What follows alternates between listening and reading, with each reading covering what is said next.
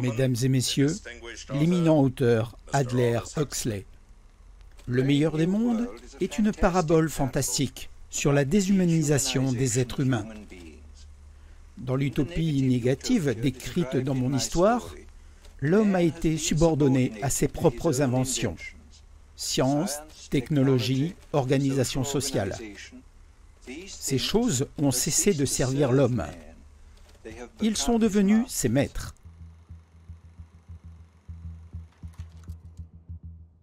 Le roman le plus ancien d'Huxley dépeint un avenir dystopique sous la dictature d'un État mondial où chaque aspect de la vie humaine est contrôlé, de la création en laboratoire jusqu'à la tombe. Il a qualifié l'histoire de fantastique, mais a écrit plus tard « Les prophéties de 1931 se réalisent bien plus tôt que je ne le pensais. Le cauchemar de l'organisation totale est apparu et nous attend maintenant au coin de la rue. »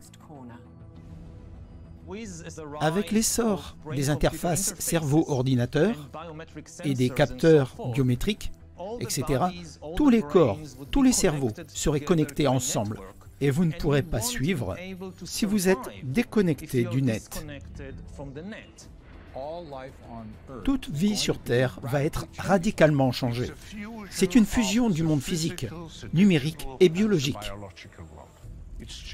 Cela change qui nous sommes. Ces gens en sont arrivés au point où ils sont ouvertement anti-humains. Tout sera surveillé. Les conséquences environnementales de chaque action humaine ne pourront se produire sans identification numérique. Une fois l'identité numérique mise en place, ce sera la fin de l'humanité.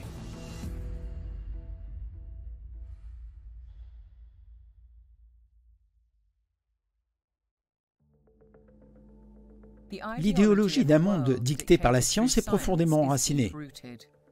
Il y a près d'un siècle, un mouvement s'est établi aux États-Unis, prônant que la population devrait être gouvernée par une élite d'experts, de scientifiques et d'universitaires sélectionnés plutôt que par des politiciens démocratiquement élus. Ils ont appelé ça la technocratie. Ces ingénieurs et scientifiques de l'Université de Columbia ont promu ce qu'ils pensaient être le remplacement du capitalisme et de la libre entreprise. Ce ne sera pas un système économique basé sur les prix. Cela va être basé sur les ressources et le contrôle de l'énergie. Ils pensaient que la science était la réponse à tout. Ils n'avaient aucune ossature spirituelle. Ils avaient une pensée très mécaniste. La définition était claire. La technocratie est la science de l'ingénierie sociale, le fonctionnement scientifique de l'ensemble du mécanisme social pour produire et distribuer des biens et des services à l'ensemble de la population. Le mouvement fut de courte durée, mais l'idée n'a jamais disparu. Comme nous le démontrerons, l'emprise sur les politiques et les ressources a toujours été l'ambition des puissances oligarchiques qui se trouvent derrière de nombreuses institutions mondiales d'aujourd'hui. Il me semble qu'il y a une très forte tendance vers la mondialisation, vers une centralisation ultime du contrôle entre les mains de fonctionnaires non élus au sein d'organisations supranationales. Le désir de contrôler les autres êtres humains est une histoire vieille comme le monde. Ils veulent toutes les ressources du monde dans leur poche. Ils ne veulent pas que vous ou moi ayons quoi que ce soit. C'est écrit partout sur le site web du Forum économique mondial. D'ici 2030, vous ne posséderez plus rien et vous serez heureux. C'est une oxymore. Si vous n'avez rien à votre nom, vous n'en serez pas content. Le Forum économique mondial a peut-être qualifié cette phrase infâme de prédiction, mais elle se traduit en réalité par une déclaration d'intention de la part de ces courtiers aux pouvoirs mondiaux. Le tableau général est qu'une tentative est en cours pour faire s'effondrer la démocratie libérale, afin de la remplacer par une technocratie mondiale. Ce que j'appelle une omni-guerre est désormais en cours, ce qui signifie que la classe dirigeante transnationale est littéralement, et ce n'est pas une métaphore, en guerre avec le reste de l'humanité et a transformé en armes tout ce qu'elle peut.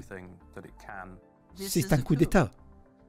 Ils peuvent retirer le pouvoir au Parlement et au pouvoir législatif et le consolider dans un système monétaire qui exerce un contrôle total. Ce contrôle est désormais entièrement réalisable, car les futurs contrôleurs disposent enfin des outils pour l'exécuter. Surveillance totale, intelligence artificielle, identité numérique et monnaie numérique des banques centrales, le potentiel de contrôle social est gigantesque et potentiellement irréversible. Ce que nos experts décrivent est un monde dirigé par un groupe exclusif de banquiers et d'industriels qui affecte tous les aspects de notre vie. Ce que nous mangeons, ce que nous pouvons acheter, où nous voyageons, où nous vivons, et tout cela en contournant les gouvernements démocratiquement élus. On pourrait vous pardonner de penser qu'il s'agit d'une grande théorie du complot. Mais s'il vous plaît, considérez ceci. Le terme théorie du complot est devenu l'un des termes de propagande les plus efficaces de tous les temps pour mettre fin aux discussions et aux débats. C'est un cliché qui met fin à la pensée, mais néanmoins, il est étonnamment efficace lorsque vous essayez de présenter calmement des preuves de manière factuelle et raisonnée. Dans ce film, nous vous présenterons des preuves que la prise de contrôle mondiale est non seulement possible, mais qu'elle se produit réellement et qu'elle se prépare depuis des décennies. Il prévoit de réquisitionner des terres, de réduire l'agriculture et de changer radicalement la nourriture que nous mangeons, de transformer l'approvisionnement en électricité, puis de dicter la façon dont nous l'utilisons et de remplacer la monnaie par un système de crédit sous leur contrôle. C'est un modèle classique. Pour gagner la guerre, prenez le contrôle de la nourriture, de l'énergie et de l'argent. C'est la clé. Ces trois stratégies reposent sur le principe de la crise climatique causée par le dioxyde de carbone, un gaz vital au maintien de la vie sur notre planète. Et si toute l'histoire du carbone n'était qu'un mensonge gigantesque, une manœuvre politique pour établir leur nouveau monde? Un gros mensonge est un mensonge qui est raconté à une telle échelle que les gens ordinaires n'imagineraient tout simplement pas que cela soit possible. Les personnes empathiques ne peuvent pas comprendre qu'un groupe de personnes puisse s'organiser et commettre ce genre d'atrocités de masse pour arriver là où ils veulent aller. Il n'est pas surprenant que ce soit les barons de la finance qui prennent les décisions. Et ce n'est certainement pas une théorie du complot lorsque les dirigeants bancaires exposent leurs intentions.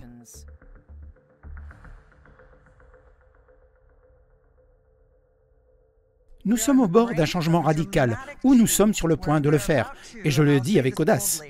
Nous sommes sur le point d'abandonner le système monétaire et comptable traditionnel et d'en introduire un nouveau. Et la nouvelle comptabilité, ce que nous appelons la blockchain. Cela signifie numérique. Cela signifie avoir un enregistrement presque parfait de chaque transaction qui se produit dans l'économie. Et cela nous donnera une bien plus grande clarté sur ce qui se passe. Et cela soulève également d'énormes dangers en termes d'équilibre des pouvoirs entre les États et les citoyens. Nous évoluons vers un nouveau système financier, mais la population générale ne s'oriente pas vers un nouveau système financier. On passe à une grille de contrôle. La CBDC peut permettre aux agences gouvernementales et aux acteurs du secteur privé de programmer la création de contrats intelligents pour permettre des fonctions politiques ciblées, comme par exemple le paiement de prestations sociales, autre exemple le coupon de consommation, les bons d'alimentation. En programmant la CBDC, cet argent peut être précisément ciblé sur le type de personnes qui peuvent le posséder et sur le type d'utilisation qu'ils peuvent faire de cette monnaie. Une différence essentielle avec la CBDC est que la Banque centrale aura un contrôle absolu sur les règles et réglementations et que nous disposerons également de la technologie pour les faire respecter. Ils disent nous pouvons les contrôler avec des règles. Nous n'avons plus besoin de monnaie. Et donc, ce n'est plus un système financier ou un système monétaire. C'est un camp de concentration purement numérique. C'est un système d'esclavage. Quand Catherine Austin Fitts parle, nous devrions l'écouter. Elle est une ancienne banquière d'investissement de haut niveau à New York et a occupé un poste important dans la première administration de Bush, à Washington. Il existe peut-être des milliers de modèles de fonctionnement.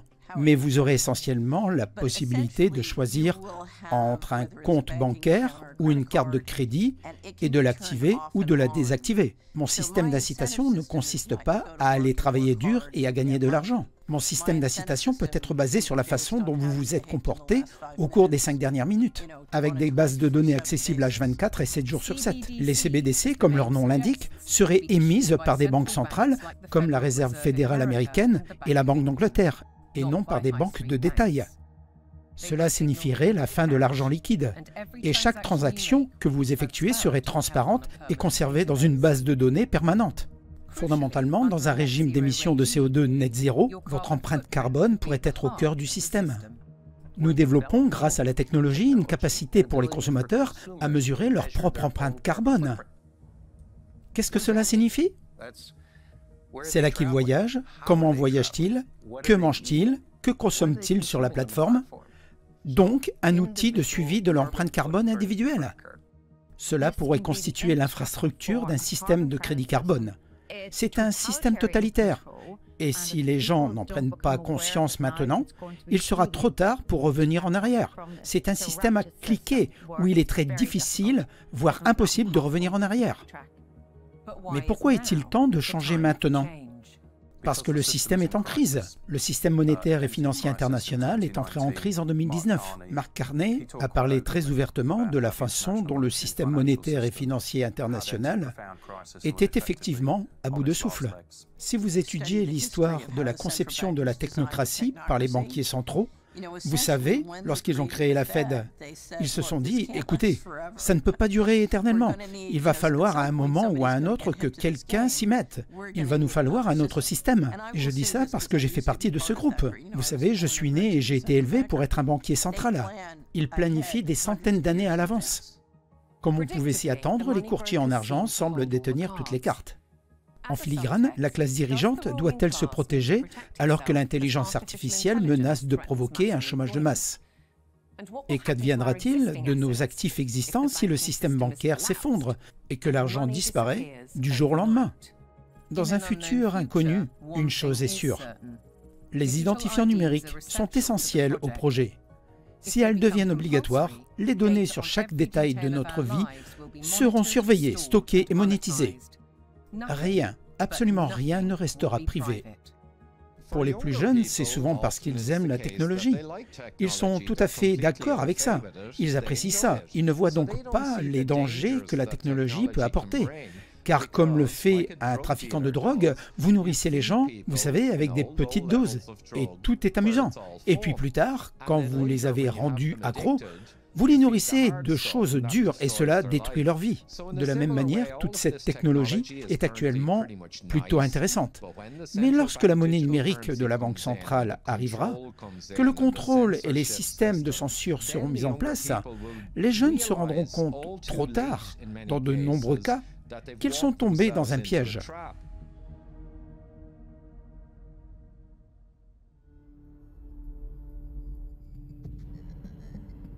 Un homme qui connaît trop bien les dangers est Aman Jabi, qui a été à l'avant-garde du développement numérique dans la Silicon Valley, en Californie, pendant 25 ans. Il est parti lorsqu'il a reconnu le côté obscur de la technologie de surveillance, choisissant plutôt la paix et la beauté du Montana. C'est un expert en reconnaissance faciale. Il s'agit d'une technique utilisée pour identifier de manière unique les données biométriques de n'importe quel visage. Ainsi, dans un appareil comme votre smartphone et la plupart des smartphones modernes des 5 ou 6 dernières années, ils ont un module de caméra 3D à l'avant du téléphone que vous ne pouvez pas voir. À l'intérieur de ce module se trouve un projecteur proche infrarouge qui projette des dizaines de milliers de points rouges sur votre visage. Ces points sont ensuite déformés en fonction des contours et des traits de votre visage. Et il y a une caméra proche infrarouge qui prend une photo de cette distorsion, la capture et effectue ensuite une rétro-ingénierie du profil exact de votre visage. À plus long terme, la reconnaissance faciale sera utilisée pour déverrouiller votre identité numérique. Ceci constituera un outil de contrôle pour les agendas à venir. Des éléments de contrôle sont déjà présents parmi nous. Alexa, bonjour. Bonjour. Vous n'êtes jamais seul chez vous. Et c'est pourquoi tous vos appareils à la maison et tous les appareils intelligents sont tous connectés sur un réseau sans fil. Beaucoup de ces appareils sont équipés de caméras et beaucoup sont équipés de microphones et surveillent ainsi tout en permanence. Vos appareils intelligents communiquent avec le compteur intelligent et lui envoient les données d'utilisation en temps réel. S'il y a également une caméra Ring dans votre maison, un réseau maillé est formé et tous vos appareils sont suivis dans la maison. Leur emplacement, leur utilisation et toutes les données sont transmises au serveur d'Amazon. Lorsque vous quittez votre domicile, tous les véhicules modernes sont connectés à Internet. Ainsi, votre véhicule est suivi en permanence. Lorsque vous passez sous une chaîne de poteaux LED intelligents et de lumières LED intelligentes sur l'autoroute et dans les rues de vos villes, ceux-ci forment un réseau sans fil et suivent votre véhicule. Ils suivent tous les appareils que vous utilisez, des smartphones aux montres connectées lorsque vous marchez dans la rue. Ainsi, des données sont collectées 24 heures sur 24, 7 jours sur 7, en continu sur chaque être humain, dès qu'il se trouve sur un réseau sans fil. Et évidemment, ce n'est pas bon pour la santé, à cause de toutes les radiations électromagnétiques. À long terme, le plan est d'enfermer l'humanité dans des villes intelligentes, qui sont en quelque sorte des super-villes de 15 minutes. Ils ont vendu à tous les gouvernements étatiques et locaux et à tous les pays l'idée que les villes intelligentes sont axées sur la durabilité et le bien de la ville. Mais en réalité, le langage de l'ONU et du World Economic Forum et de leur livre blanc est complètement inversé. En réalité, leur surveillance vise à limiter la mobilité et à interdire la possession d'une voiture. À droite, le contrôle de surveillance via une grille LED et la raison pour laquelle l'éclairage intelligent est en train de mourir. La gestion de l'eau consiste à rationner l'eau. La pollution sonore est liée à la surveillance de la vitesse. La surveillance du trafic vise à limiter la mobilité. Et puis, bien sûr, la conservation de l'énergie consiste à rationner le chauffage, l'électricité et l'essence. Un autre concept que vous devriez connaître est appelé géolocalisation. Il s'agit d'une clôture invisible autour de vous, où vous ne pourrez pas aller au-delà d'un certain point et qui sera lié à votre identité numérique, de reconnaissance faciale et à votre contrôle d'accès. Votre logiciel de contrat intelligent peut désactiver votre monnaie numérique au-delà d'un certain point depuis votre domicile. Notre monde est devenu un panoptique numérique. Cela signifie que vous pouvez être surveillé, analysé, géré et monétisé. Les capitalistes de la surveillance gagnent déjà des milliards de dollars en vendant nos informations à de grandes entreprises. Parce que ce type de connaissances détaillées leur permet de prédire et d'influencer notre comportement. Pire encore, nos enfants sont exploités.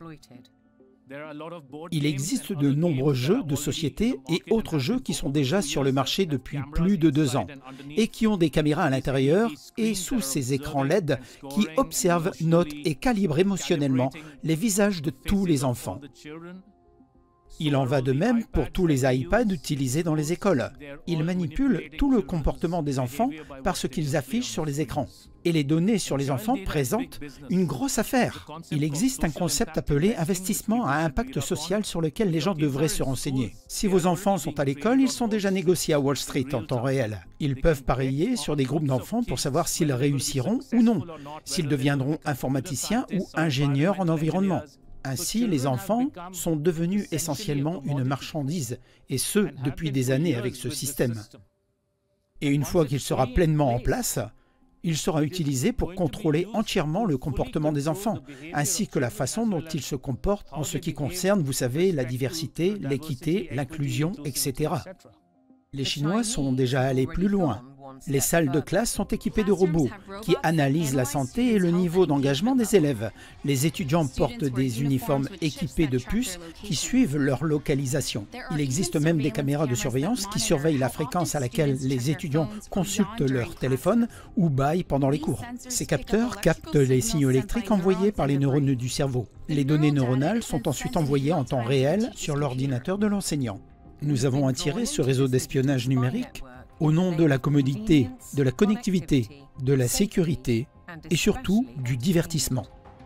Le monde 3D du cyberespace crée des vies virtuelles qui sont souvent plus excitantes que la réalité. Pourquoi cette technologie est-elle développés. Tout cela pour l'aboutissement de cette prison numérique dont il n'y aura plus d'échappatoire une fois que tous les interrupteurs seront allumés. Le changement crucial serait l'introduction de ces identifiants numériques et du contrôle financier de la Banque centrale. Un monde de confiance zéro. Le Zero Trust repose sur un principe simple. Ne faites jamais confiance. Vérifiez toujours. Zero Trust est un protocole mis en œuvre par les entreprises de cybersécurité. Et cela signifie, nous ne vous faisons pas confiance. Vous devez prouver qui vous êtes à tout moment, 24 heures sur 24, 7 jours sur 7. Alors, imaginez que vous passiez d'un monde d'autorisation implicite à un monde de refus par défaut. Dans le monde de demain, une fois que le Zero Trust sera mis en œuvre, dans le commerce de détail par exemple, tout sera derrière des portes en plexiglas avec une caméra 3D et ne sera déverrouillé que par votre identité numérique et votre reconnaissance faciale si vous disposez des crédits carbone disponibles dans votre monnaie numérique. Si vous avez atteint la limite de votre allocation, l'accès pourrait vous être refusé. Cela pourrait s'appliquer au carburant, au voyage, à la viande et aux produits laitiers, aux vêtements et aux autres biens de consommation, car tout dans la vie pourrait être évalué par son empreinte carbone. Même l'accès à Internet pourrait être refusé.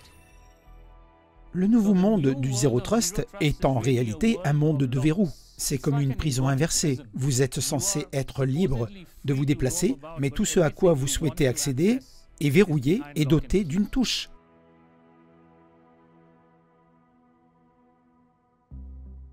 La plupart des avancées scientifiques, y compris l'IA, apportent de grands avantages au monde. Ils peuvent améliorer et renforcer les efforts humains dans presque tous les domaines de la vie.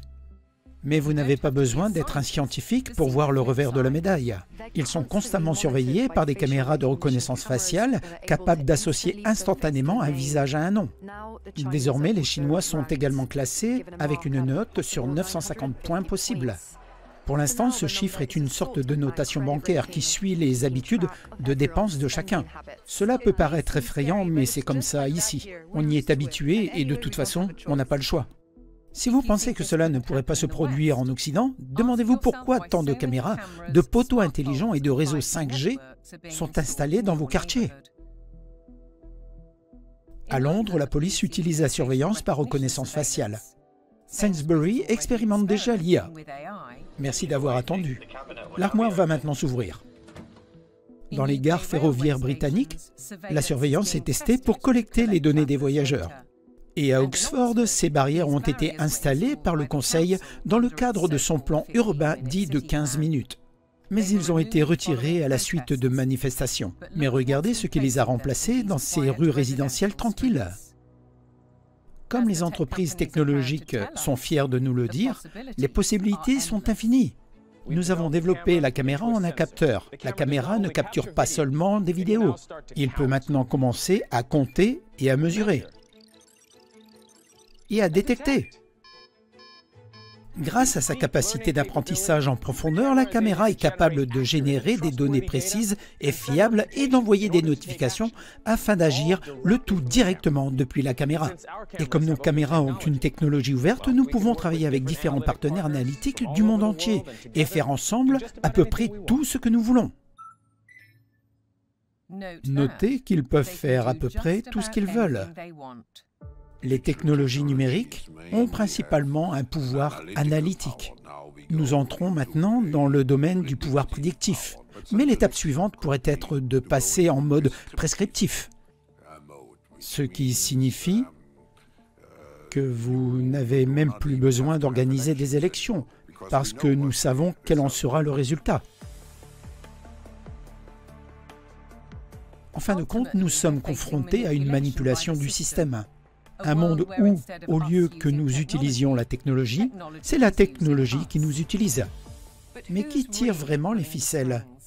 La dynastie bancaire et pétrolière comme Rothschild et Rockefeller sont inévitablement mentionnés, tout comme les grands maîtres de la technologie d'aujourd'hui, y compris l'omniprésent Bill Gates. David Hughes apporte une vision plus large.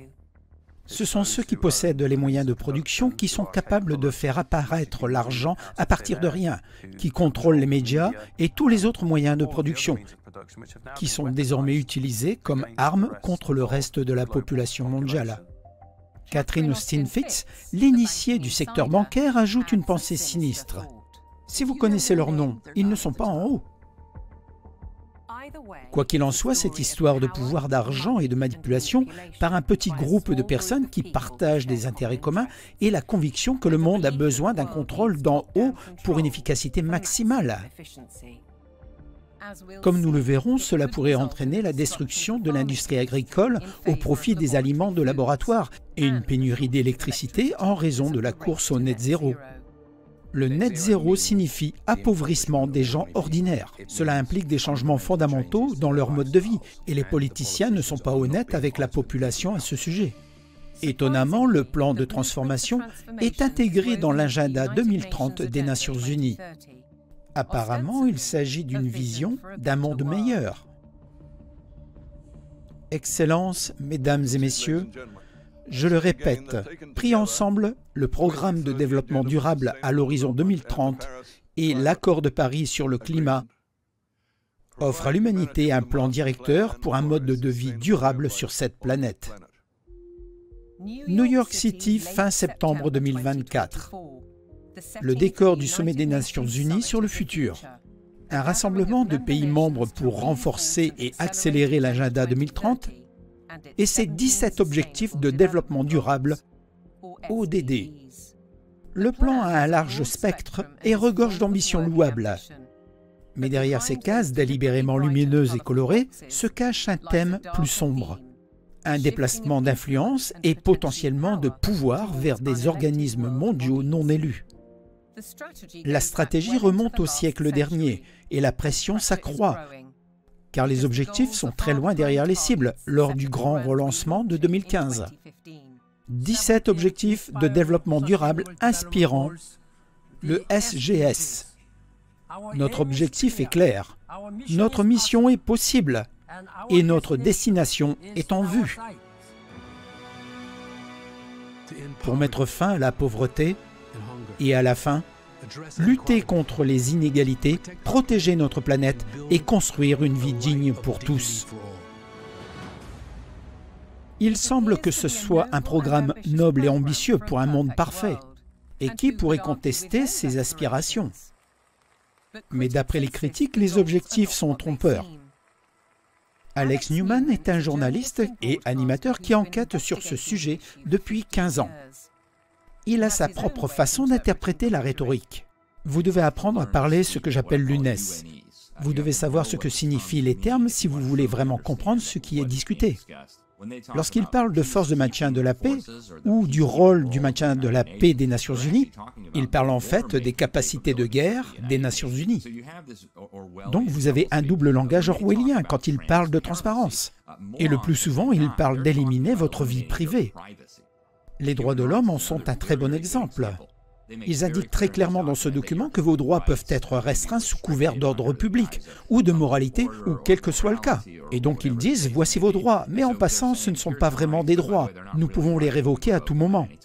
L'ONU est remplie de contradictions de ce genre, comme par exemple quand il parle d'égalité des sexes, n'est-ce pas? Une personne normale dans le monde occidental pense que l'égalité des sexes signifie qu'une femme a le droit de gagner de l'argent, d'avoir des biens et d'avoir les mêmes droits et privilèges qu'un homme. Quand on regarde les individus qui dirigent ce mouvement au sein de l'ONU, on parle de féministes radicales. Vous parlez de gens qui sont intéressés par la dissolution du tissu familial. En examinant attentivement ces objectifs, il apparaît clairement que nous avons affaire à quelque chose de bien plus néfaste. Une fois que vous regardez au-delà du slogan marketing, avec ces slogans flous que nous allons mettre fin à la faim, qui ne sont que de la poudre aux yeux, vous réalisez que c'est un chèque en blanc pour un contrôle mondial totalitaire. L'auteur et militante Fouet Rosa Corral a dénoncé ce projet il y a plus de 10 ans. C'est la plus grande escroquerie en matière de relations publiques de l'histoire du monde. Mais c'est bien plus que cela. C'est un plan. Il s'agit d'un plan d'action visant à inventorier et à contrôler toutes les terres, toutes les eaux, tous les minéraux, toutes les plantes, tous les animaux, toutes les constructions, toutes les informations, toute l'énergie, tous les moyens de production et tous les êtres humains du monde. Ce qui peut être mesuré, peut être géré et finalement monétisé. En fait, une étude de l'université de Yale a calculé que les ressources naturelles de la planète valent 5 000 milliards de dollars. Est-ce là la base du nouveau système monétaire mondial? Est-ce la raison profonde du projet des Nations Unies de réensauvager 50% de la Terre d'ici 2050? Ils parlent beaucoup de biodiversité.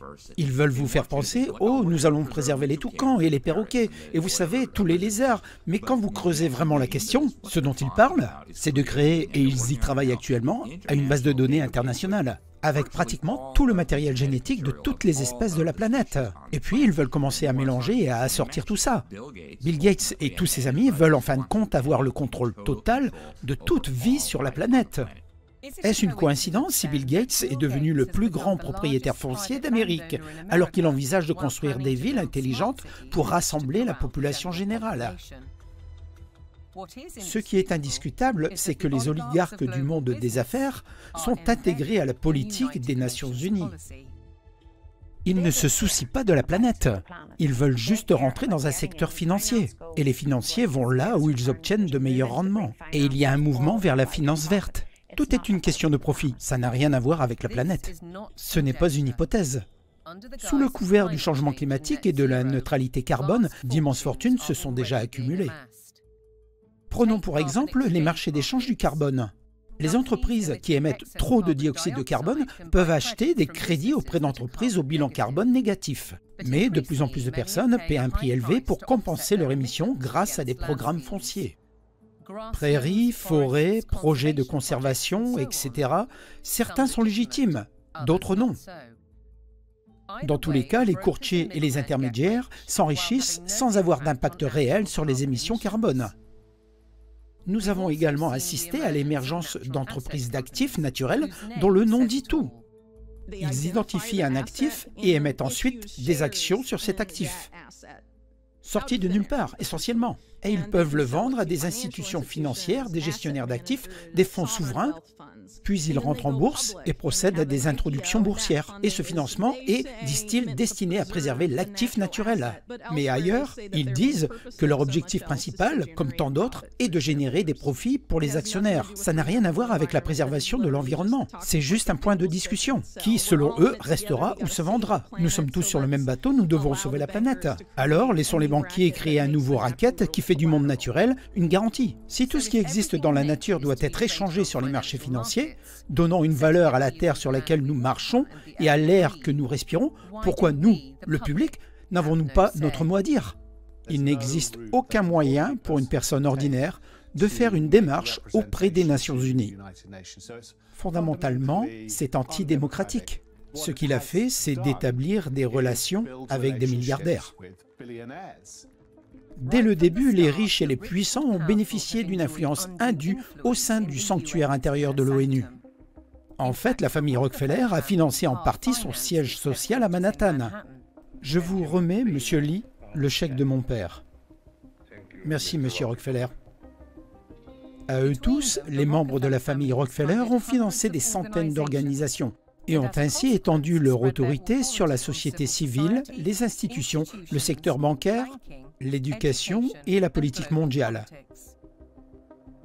Les Rockefeller ont toujours cru à la gouvernance mondiale. Dans les années 1950, leur rapport de projet d'études spéciales déclarait « L'ONU est enfin le symbole de l'ordre mondial qui sera un jour construit ». En 1973, David Rockefeller a cofondé une organisation non gouvernementale qui détient encore aujourd'hui un pouvoir international. C'est la Commission trilatérale. Ces objectifs déclarés ont ravivé la technocratie et ont, à leur tour, planté des graines du programme de développement durable de l'ONU. Ils disaient à l'époque qu'ils allaient créer un nouvel ordre économique international. C'était partout dans la littérature. L'objectif du nouvel ordre économique international n'était pas de s'enrichir financièrement. Ils savaient déjà à l'époque que le système monétaire fiduciaire mondial allait finir par se désintégrer. L'objectif était donc de capturer les ressources physiques du monde. Historiquement, toutes les richesses proviennent du sol.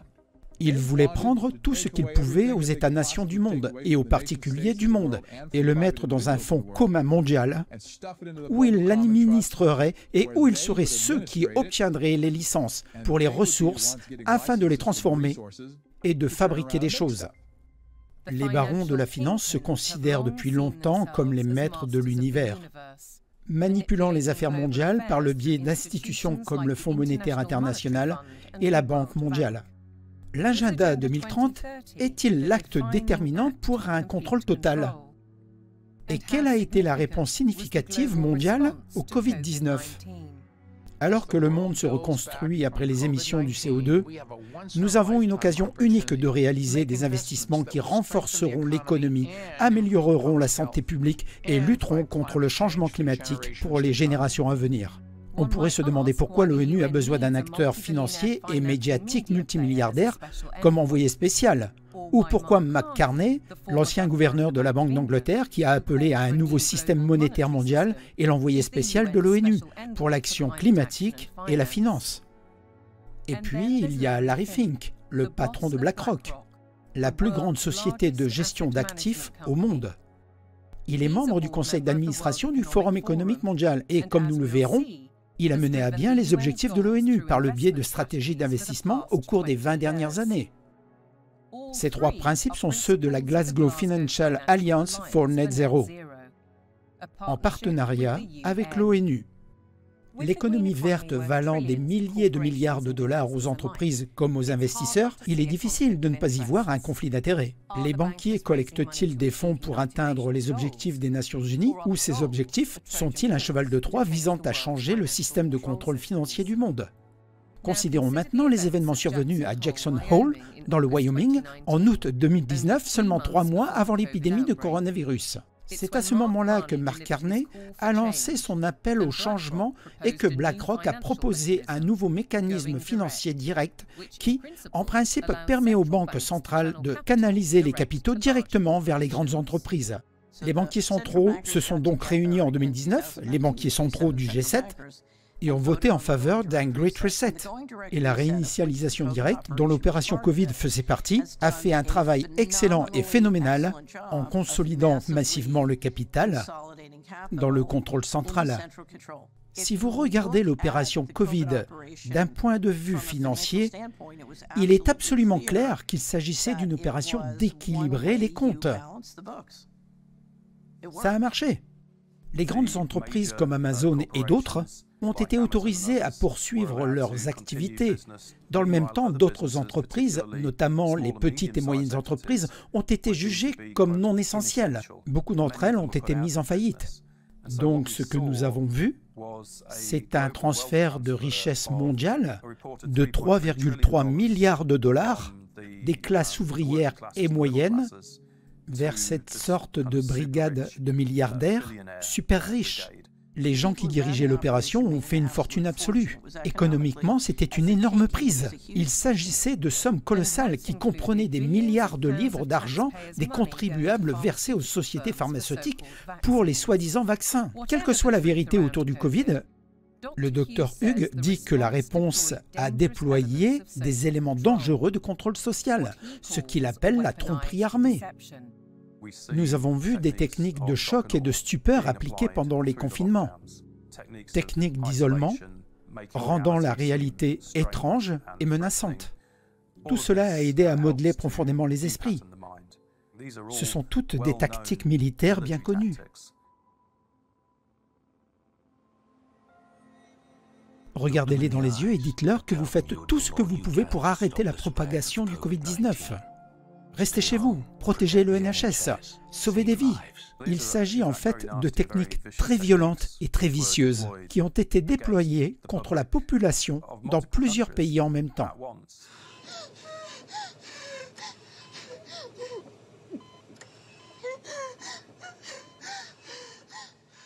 Il s'agit de formes graves de violence psychologique.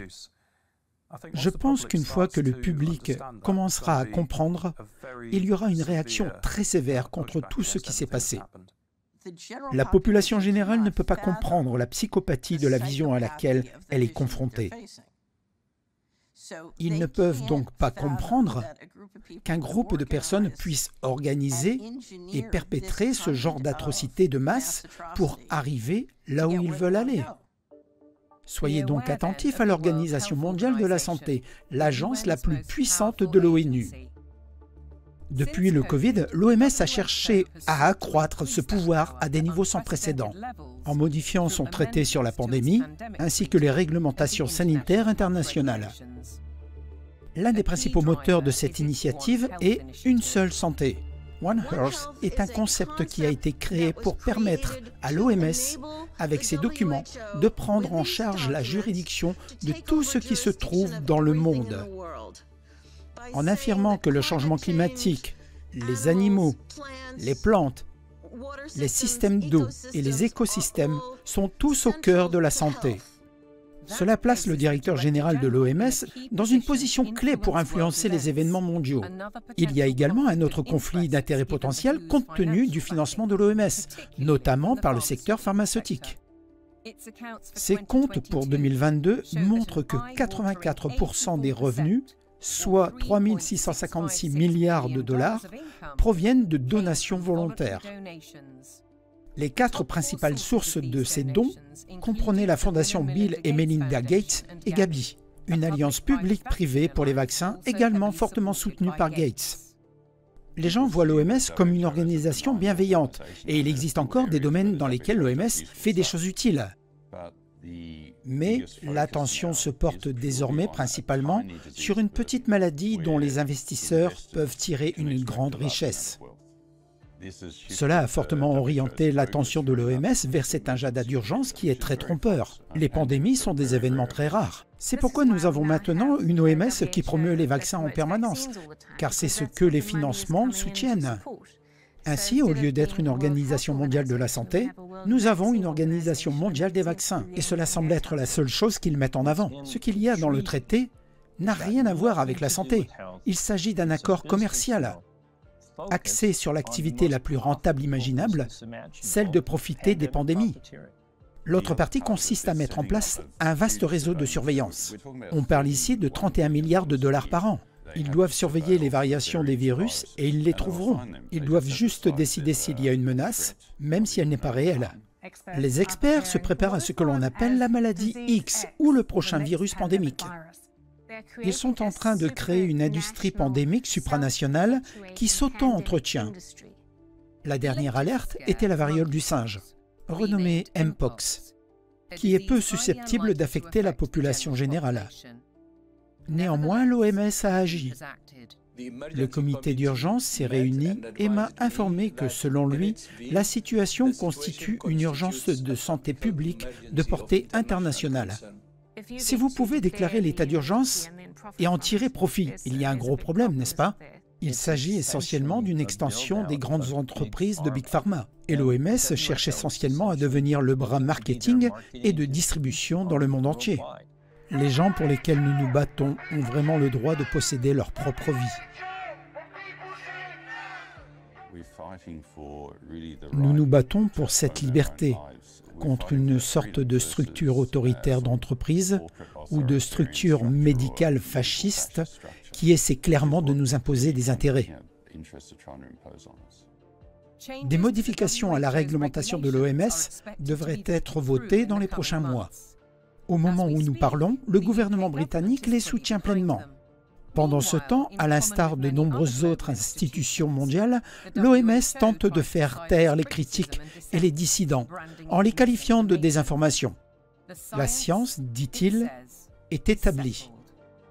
Les plateformes numériques sont utilisées à mauvais escient pour subvertir la science et diffuser de la désinformation et de la haine à des milliards de personnes. Cette menace mondiale claire et présente exige une action mondiale claire et coordonnée.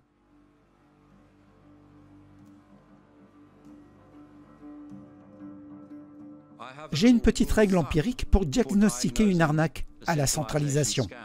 Si nous pouvons détecter 1. Une crise mondiale propagée, 2. N'admettant que des solutions mondiales, et 3. Dans lesquelles les voix dissidentes sont cruellement réduites au silence, alors nous avons avec une certitude absolue que nous avons affaire à une arnaque.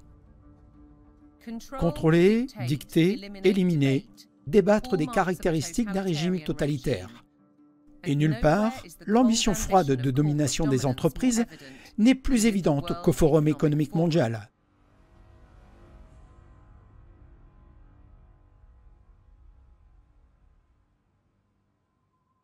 Klaus Schwab a fondé le Forum économique mondial en 1971. Son mentor était Henry Kissinger, homme d'État, façonneur politique et proche confident des Rockefeller. L'organisation emploie aujourd'hui 800 personnes et propose des programmes dans les domaines des affaires, du monde universitaire et de la formation des futurs dirigeants mondiaux. C'est bien plus que sa célèbre réunion annuelle à Davos. Au cours des 50 dernières années, le Forum économique mondial est devenu une organisation extrêmement influente, avec toutes les grandes entreprises comme parties prenantes ou administrateurs, et toutes finançant le Forum économique mondial pour finalement financer les plans du gouvernement mondial et l'agenda 2030 de l'ONU. Klaus Schwab est le visage public du capitalisme des parties prenantes. Un système planifié de propriété et de contrôle centralisé, qui a peu à voir avec le processus démocratique et qui est dangereusement proche du communisme. Il s'agit d'un partenariat entre des entreprises mondiales, des gouvernements et ce que Schwab appelle la société civile, le NGOS, et les soi-disant groupes de réflexion. L'agenda est guidé par la finance, ce qui donne aux oligarques non élus et irresponsables une influence considérable, voire un contrôle sur la politique. Le Premier ministre britannique lui-même, ancien membre de la commission trilatérale, a déjà déclaré son intérêt. Il faut maintenant choisir entre Davos et Westminster. Davos. Pourquoi? Parce que Westminster est trop contraint. Et vous savez, c'est fermé. Et que nous n'avons aucun sens une fois que vous sortez de Westminster. Que ce soit à Davos ou ailleurs, vous vous engagez réellement avec des gens que vous pouvez voir travailler à l'avenir. Westminster n'est qu'un lieu de cris tribaux. Starmer semble oublier qu'il est élu par le peuple pour servir le peuple à travers le Parlement.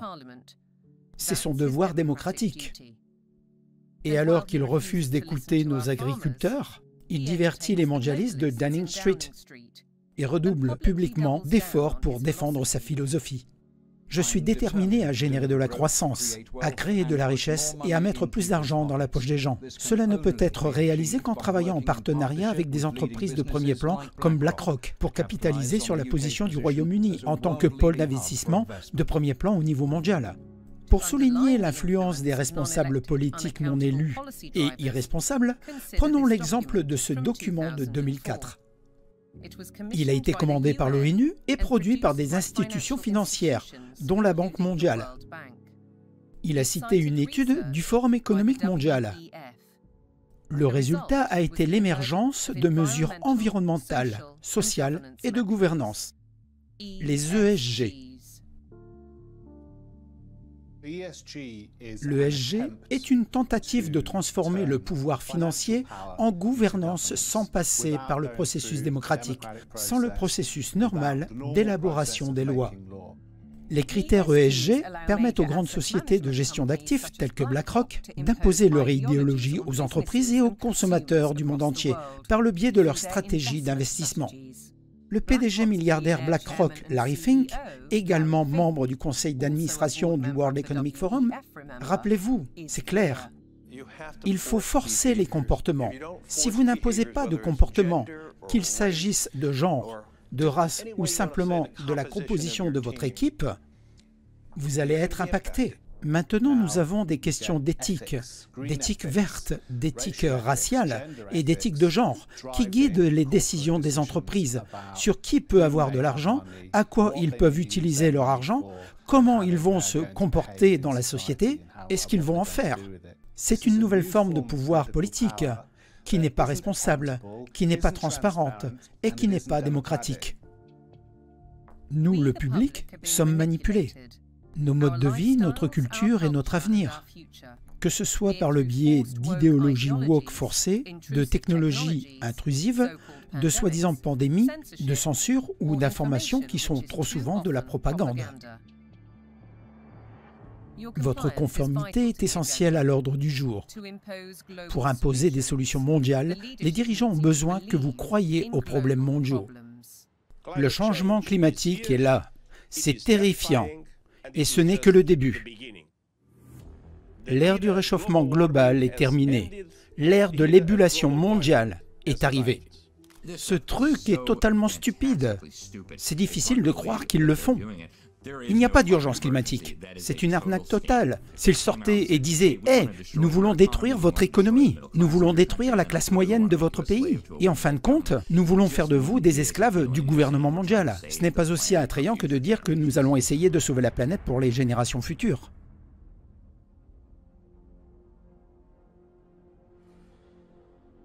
« 2024 avec la journée la plus chaude jamais enregistrée. Et les mois les plus chauds jamais enregistrés. Il est presque certain que ce sera l'année la plus chaude jamais enregistrée. C'est une leçon magistrale de destruction du climat. Des déclarations comme celle-ci sont amplifiées par des images émouvantes provenant du monde entier. Mais est-ce que tout ceci est vrai ? Je ne pense pas qu'il y ait une crise climatique, et je base cela sur toutes les preuves et les ensembles de données climatiques que nous construisons pour répondre à des questions comme celle-là. En fait, nous utilisons des satellites pour surveiller la température mondiale, la véritable température globale de l'atmosphère. Et nous constatons qu'il y a une augmentation d'environ 1,5 degrés par siècle, ce qui est certainement quelque chose de gérable et que la Terre a déjà connu. Comparé au 19e siècle, qui a été le siècle le plus froid des 10 000 dernières années, nous sommes plus chauds, mais nous sommes à peu près aux mêmes températures qu'il y a 1000 ans, et certainement plus froid qu'il y a 5000 ou 8000 ans. John Christie est un climatologue très réputé, qui a développé la mesure de température précise à l'aide de satellites. Ces preuves constituent un inconvénient majeur pour l'industrie du changement climatique. Je ne suis pas populaire dans la plupart des communautés climatiques, c'est sûr, parce que une grande partie de la communauté climatique dépend des résultats des modèles climatiques. Des dizaines et des centaines de millions de dollars ont été investis dans l'industrie de la modélisation climatique. Et je montre, « Hey les gars, vous avez échoué !» Mais ils soutiennent l'ensemble du monde politique qui est favorable à cette logique. En 2017, quand je suis arrivé au travail, j'ai constaté qu'il y avait 7 impacts de balles dans notre bureau. Et donc, certaines personnes sont assez contrariées que les preuves que nous établissons et que nous montrons résistent à l'épreuve du temps et tiennent face aux contre-interrogatoires, et ceci ne correspond tout simplement pas à leurs préoccupations et à leurs désirs. Alors, examinons ces statistiques sur l'atmosphère terrestre. Nous avons 78% d'azote, 21% d'oxygène. Les autres gaz représentent moins de 1% et le dioxyde de carbone à peine 0,04%. La majorité de ces éléments sont naturels. Le CO2 produit par l'homme peut-il être vraiment un problème? Roy Spencer et moi partons du principe que tout le réchauffement que vous constatez est dû aux émissions de dioxyde de carbone. Et donc nous constatons que c'est un réchauffement assez modeste. Mais voyez-vous, c'est une grande hypothèse. Mère Nature est capable de réchauffer la planète sans émissions supplémentaires de CO2. Et donc nous disons simplement que le pire scénario est un réchauffement d'environ 1,5 degré. Et ceci n'est absolument pas catastrophique du tout. Au contraire, le dioxyde de carbone est vital pour la survie de la planète. Une concentration élevée de CO2 favorise la croissance des plantes. En fait, selon les chiffres de la NASA, le monde est devenu 14% plus vert au cours des 40 dernières années. Au cours de la dernière période froide avant l'industrialisation, il y a environ 200 ans, ce taux était inférieur à 300 parties par million. Et pendant les périodes glaciaires, c'était encore plus bas. Et c'est un niveau dangereux, car les plantes luttent et peinent à survivre lorsque le CO2 est à un niveau bas. Et ainsi, la biosphère devient moins diversifiée et moins disponible pour soutenir la vie animale. Donc un faible taux de CO2 n'est pas bon pour la planète dans son ensemble. Quelle est alors la logique derrière la décision du Royaume-Uni de dépenser 22 milliards de livres sterling dans des installations de capture de carbone? La plus grande controverse de toutes tourne autour des relevés effectués à partir des carottes de glace. Les niveaux de CO2 peuvent être mesurés dans des bulles d'air emprisonnées dans la glace il y a des milliers d'années. En alignant ces températures, les scientifiques ont avancé que le dioxyde de carbone était la cause du réchauffement climatique. Cependant, un examen plus approfondi conduit à une conclusion inverse. Une fois que la température commence à augmenter, vous verrez le dioxyde de carbone augmenter environ 500 à 1000 ans plus tard. Donc le CO2 est en fait en retard sur le changement de température. Mais qu'en est-il des phénomènes météorologiques extrêmes qui se multiplient et sont provoqués par le changement climatique, selon tout le monde, du sommet des Nations Unies jusqu'en bas? Le professeur Christie affirme qu'il n'existe aucune donnée pour étayer ces affirmations. Nous constatons que pratiquement chacune de ces affirmations est fausse. Les extrêmes n'augmentent pas. Les ouragans n'augmentent pas en intensité ni en fréquence. Et il en va de même pour les tornades, les ouragans, les inondations ou les sécheresses. Ça se passe toujours comme ça, avec la variabilité naturelle. Pourquoi ne regardons-nous pas l'ensemble des données de surface qui sont constamment ajustées à la hausse? Pourquoi ne regardons-nous pas le record de 40,3 à Connexby, dont le Mint Office est très fier, le 19 juillet 2022. Et lorsque nous avons fait une demande d'information sur la liberté d'expression au Daily Sceptic, nous avons découvert qu'il y avait 3 avions typhons atterrissant sur une piste à côté de l'appareil de mesure. Connexby, comme ils l'appellent, est en fait la RAF de Connexby. C'est un aéroport militaire. La température a duré 60 secondes. Coller un thermomètre à l'arrière d'un avion en réaction n'est pas scientifiquement le meilleur endroit pour déterminer la mesure de la température. Surtout quand vous le transformez ensuite en une base de données mondiale dont dispose le Mint Office et que vous dites ensuite au cher Antonio Guterres que le globe est en ébullition. Tout ça, c'est du pipeau. Comment en sommes-nous arrivés au point où nous pensons que nous allons empêcher le mauvais temps de se produire en éliminant les combustibles fossiles est la chose la plus absurde et illogique que je puisse imaginer. Et le monde entier est pris dans cette absurdité. Alors, comment l'histoire du carbone a-t-elle pris racine? Rencontrer l'homme qui a inventé le changement climatique selon le Télégraphe. Son nom? Maurice Strong. Un magnat du pétrole associé de Rockefeller, et un homme doté d'un talent extraordinaire pour naviguer entre la haute finance, la politique et les Nations Unies. Strong était membre du très influent Club de Rome, une institution fondée en 1968 dans une propriété des Rockefeller, sur le lac Como en Italie. Un groupe de scientifiques, d'universitaires et d'industriels ont discuté de ce qu'ils considéraient comme une crise urgente, l'impact de l'activité humaine sur la planète. Je ne crois pas que nous puissions maintenir les tendances de croissance actuelles beaucoup plus longtemps, disons au-delà de la vie des enfants nés aujourd'hui. Pour prouver cette thèse, ils ont commandé une modélisation informatique au MIT.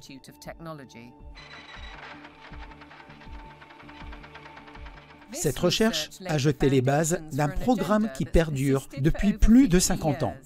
Réduisez votre utilisation des voitures, consommez moins d'électricité, ayez moins d'enfants, limitez votre croissance. Tout cela a alimenté cette idéologie selon laquelle il y a trop de gens sur cette planète, il n'y a pas assez de ressources et qu'il faut faire quelque chose. Le monde naturel dans lequel l'homme vit et dont nous dépendons se détériore et en effet se détruit dans de nombreux cas à un rythme qui s'accélère et qui ne peut que continuer à s'accélérer, à moins que nous commencions à contrôler les activités qui ont cet impact destructeur. En 1975, le Club de Rome publie un deuxième rapport sur l'humanité à un tournant. La citation principale était révélatrice. Le monde a un cancer, et ce cancer, c'est l'homme. Le rapport concluait « La solution à ces crises ne peut être trouvée que dans un contexte mondial, avec une reconnaissance pleine et entière du système mondial émergent, d'un nouvel ordre économique mondial et d'un système mondial d'allocation des ressources. » Autrement dit, la technocratie. Un contrôle de tout en y incluant les populations. Mais si telle était la solution, un problème mondial était nécessaire. Le changement climatique apportait la réponse, comme l'a admis un document ultérieur du Club de Rome. Voici la citation de la page 115. « En cherchant un nouvel ennemi pour nous unir, nous avons émis l'idée que la pollution, la menace du réchauffement climatique, les pénuries d'eau, la famine, etc. feraient l'affaire. Tous ces dangers sont causés par l'intervention humaine. Et seuls des changements d'attitude et de comportement peuvent les surmonter. Le véritable ennemi est donc l'humanité elle-même. On dirait vraiment qu'ils inventent le changement climatique. Ils l'ont inventé de toutes pièces, littéralement. Personne ne regarde vraiment ce livre en se disant « Eh bien voilà, ça n'a rien à voir avec la science. Ils ont tout inventé !» Il est intéressant de noter qu'en 1988, Maurice Strong avait joué un rôle déterminant dans la création du GIEC, l'entité principalement politique qui avait approuvé la thèse d'un petit groupe de scientifiques selon laquelle le dioxyde de carbone industriel était à l'origine du changement climatique. Depuis, le GIEC est resté prisonnier de cette théorie. Le coup de maître de Maurice Strong a eu lieu en 1992, lorsqu'il était secrétaire général du sommet de la Terre de l'ONU au Brésil. Il vit 179 nations s'engager dans un plan d'action mondial. L'Agenda 21. Nous avons été l'espèce la plus prospère de tous les temps. Nous sommes désormais une espèce hors de contrôle. Personne ne remettrait en question la nécessité d'un environnement plus propre et de la protection de la nature. L'héritage de Strong perdure à travers le protocole de Kyoto, l'accord de Paris, l'Agenda 2030 et la campagne mondiale pour la neutralité carbone, le net zéro. Mais des questions subsistent quant à ses motivations et ses relations. Il était à l'origine du premier marché financier du carbone et fut l'un des directeurs fondateurs du Forum économique mondial. Il avait certainement un conflit d'intérêts avec son implication au sein du GIEC. Un sceptique pourrait se demander pourquoi la quasi-totalité des subventions de recherche, depuis près de 40 ans, ont été consacrées au développement des théories sur le dioxyde de carbone du GIEC, alors que quiconque soulève des questions est ridiculisé, ostracisé ou voit sa carrière bloquée. Le financement de ceux qui cherchent à déterminer la variabilité naturelle du système climatique pour expliquer ce qui s'est passé est tout simplement inexistant. Le gouvernement est très clair. Ils veulent une histoire catastrophique.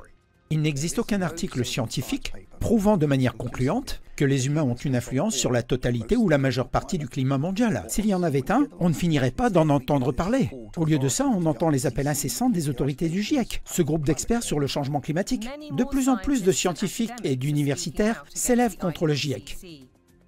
Près de 2000 personnes ont signé une déclaration affirmant qu'il n'y avait aucune urgence climatique. Notamment le professeur John Clauser, lauréat du prix Nobel, qui a écrit « Le discours populaire sur le changement climatique reflète une dangereuse corruption de la science qui menace l'économie mondiale et le bien-être de milliards de personnes. Nous devons mener un débat approfondi et honnête sur la science, et celui-ci doit avoir lieu au Parlement. Il faut en discuter dans les médias, il faut en débattre publiquement, et nous devons, en quelque sorte, faire remonter la vérité, si je puis dire, sur toute la science pour voir s'il y a vraiment une menace. » Ce débat est hautement improbable, car le mastodonte du net zéro continue de progresser avec des milliers de milliards en jeu. Ce qui est certain, c'est que les répercussions se répercuteront sur l'alimentation que nous consommons, ravager nos campagnes et avoir un impact désastreux sur notre approvisionnement énergétique.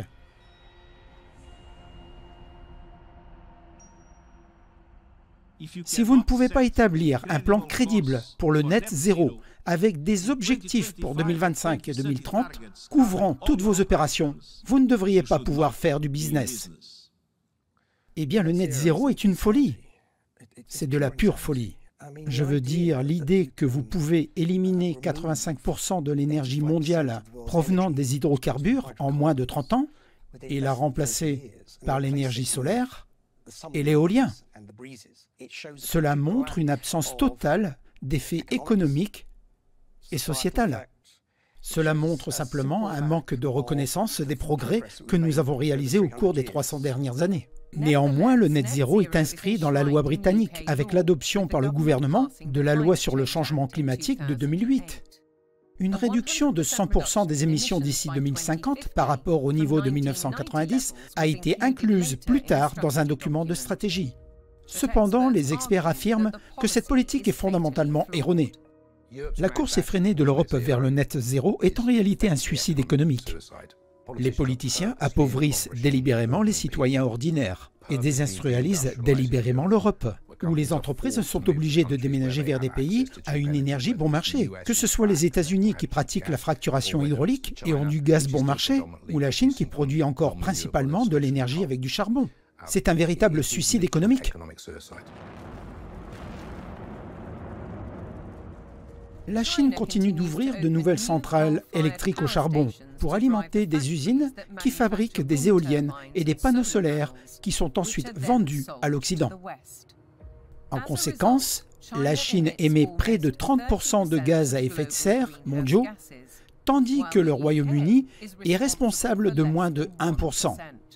En substance, les émissions de carbone sont simplement transférées vers une autre partie de la planète. Et tandis que la Chine s'enrichit, les ménages britanniques sont confrontés à un avenir sombre et coûteux.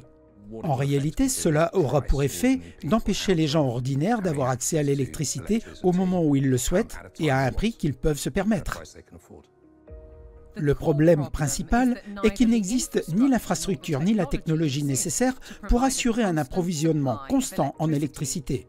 La part effective du temps où l'énergie solaire génère de l'électricité au Royaume-Uni n'est que de 9%.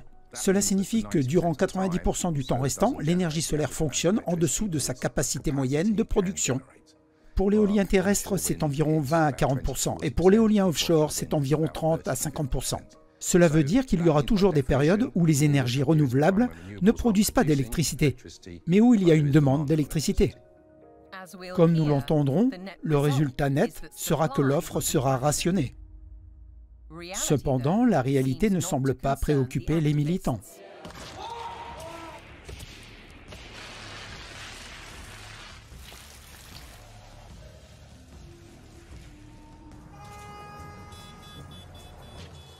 Je suis ici parce que je n'ai pas d'avenir. Je regarde certains de ces jeunes hystériques et certains de ces vieux hystériques aussi. Ils hurlent que le climat s'effondre et ce genre de choses. Et vous pensez que vous n'avez aucune idée de ce qui se passerait si vous supprimiez les hydrocarbures? Ils n'en ont aucune idée. Tu te retrouverais à travailler comme un serviteur, certainement comme tes ancêtres. Tu serais à trimer sur les terres, dans de grandes maisons avec des seigneurs de guerre, qu'on appelle aristocrates et tout ce genre de choses. Tu veux revenir à ça? Très bien, éliminons les hydrocarbures. Beaucoup de ces groupes de protestation apparemment populaires sont soutenus par des organisations telles que le Fonds d'urgence climatique, financé par des milliardaires comme la pétrolière Helen Getty. Et s'ils prétendent être écologistes, ils ignorent commodément la vue d'ensemble. Des milliers d'éoliennes perturbent les eaux côtières, modifient les habitats, affectent la vie marine et tuent les oiseaux de mer. Les paysages sont dévastés par la production de lithium pour les batteries de voitures électriques et par les mines de cobalt en Afrique, où le travail des enfants contribue aux énormes profits des entreprises. Comment la perte de milliers de kilomètres carrés de terres agricoles au profit de vastes parcs solaires répondent-elles à l'objectif de biodiversité de l'ONU? Et combien les éoliennes sont-elles utiles lorsqu'elles gâchent le paysage visuellement, par la pollution sonore et en perturbant la faune dans l'air et au sol? Les magnifiques paysages montagneux du sud-ouest du pays de Galles en est un exemple frappant. Ce sont des paysages à couper le souffle par leur beauté, intacts et en grande partie épargnés par l'homme. Un havre de paix pour la faune, un lieu où la vie suit son cours naturel. Et pourtant, c'est ce qui est prévu. Des turbines géantes conçues pour l'offshore, atteignant 213 mètres de haut et éclipsant les forêts des collines. Un permis de construire est en cours de demande pour le parc énergétique de Bryn Cadwyn. Si vous en placez une dans le fond de la vallée, elle se trouverait à environ 40 mètres au-dessus du fond de la vallée. Donc ils sont au-dessus de l'horizon, mais ils ne les placent pas dans le fond de la vallée. Ils les mettent au sommet des collines. Elle se trouvera donc à 600 mètres au-dessus du niveau de la mer, projetant une ombre sur nos panneaux solaires. Justin Cutter vit en plein centre du projet de développement proposé. Il se bat pour préserver la campagne qu'il aime. Et de l'autre côté de la montagne, Jason et Josie Barker sont tout aussi affligés. Ça ressemble beaucoup à une exploitation du récit de la crise climatique, comme preuve à l'appui. Donc on a l'impression que cette situation est abusée de manière considérable et qu'il y aura beaucoup de destruction au nom du bien, ce qui semble tout simplement complètement rétrograde. Et si nous voulons vraiment protéger la nature, la meilleure façon d'y parvenir serait de la laisser tranquille. Surtout dans les endroits les plus sauvages, il faut les laisser s'épanouir. On a clairement constaté qu'en étant ici, plus on y vit, plus on travaille avec la nature et qu'on l'encourage, plus elle revient. Tous ces épicéas là-haut devront être abattus pour laisser place aux éoliennes. Tout ça, tous les épicéas disparaîtront. Pour construire une turbine de 230 mètres à cet endroit, il faudra une grue pour soulever le NLE de 240 tonnes jusqu'au sommet de la tour à environ 180 mètres de hauteur.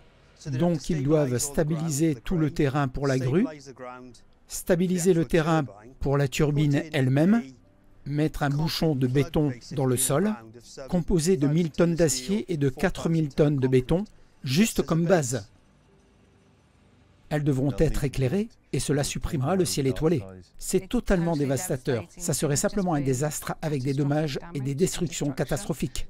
Les routes qui traversent ces vallées sont des vallées galloises. Elles sont toutes sinueuses. Ils vont devoir redresser les vallées. Là où il y a des collines abruptes, ils vont devoir niveler ces collines. Il y a une chute de 200 mètres dans la vallée elle-même. Ils vont donc devoir créer des pentes que des machines transportant des charges de 400 tonnes pourront réellement emprunter et gravir. Les habitants locaux soutiennent qu'il existe de bien meilleures façons de produire de l'énergie propre, comme d'installer des panneaux solaires sur des sites industriels. Les zones de beauté naturelle doivent être respectées. Il s'agit de préserver et de protéger cette terre sacrée. Nous devons nous exprimer et protéger l'environnement. Il y a tout simplement une quantité énorme de dégâts causés au nom de la sauvegarde de la planète. Cela nous amène à nous demander qu'est-ce que nous sauvons réellement si nous coulons de l'asphalte. Cela n'a absolument aucun sens dans ma tête.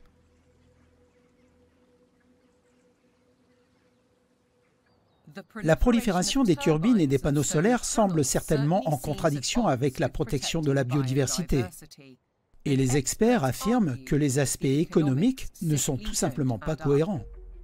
Si nous voulons atteindre le net zéro, nous devons non seulement changer notre système électrique, mais nous devons également changer les 66% restants, voire plus, de nos besoins énergétiques restants. Et nous devons donc tripler la quantité d'énergie renouvelable simplement pour couvrir notre production actuelle d'électricité. Et puis nous devons encore tripler pour couvrir tous les autres usages. Comme vous savez, le transport, le chauffage des locaux et l'industrie. Il s'agit donc d'une augmentation de près de 10 fois de la quantité d'énergie renouvelable que nous produisons. Ralph Ellis a analysé 3 rapports gouvernementaux et affirme que tous ont largement sous-estimé les coûts. 2 des rapports ignorent la nécessité de ce secours crucial lorsque le vent ne souffle pas et que le soleil ne brille pas. À l'heure actuelle, il s'agit du seul site de ce type, Dorwing au Pays de Galles. Mais selon les propres chiffres du gouvernement, Ellis estime que l'équivalent de 2000 Dorwings serait nécessaire. Le coût total s'élèverait à des milliers de milliards de livres. C'est un fantasme énergétique, car rien de tout ça n'a été pensé. Les centrales à batterie sont une alternative pour soutenir le réseau national, comme celle-ci, déjà construite en Australie. Mais encore une fois, leur offre est limitée. Nous sommes confrontés à une situation où, si les combustibles fossiles sont éliminés, il sera impossible de maintenir un approvisionnement constant en électricité. Vous ne pouvez pas mettre en place instantanément un nouvel approvisionnement.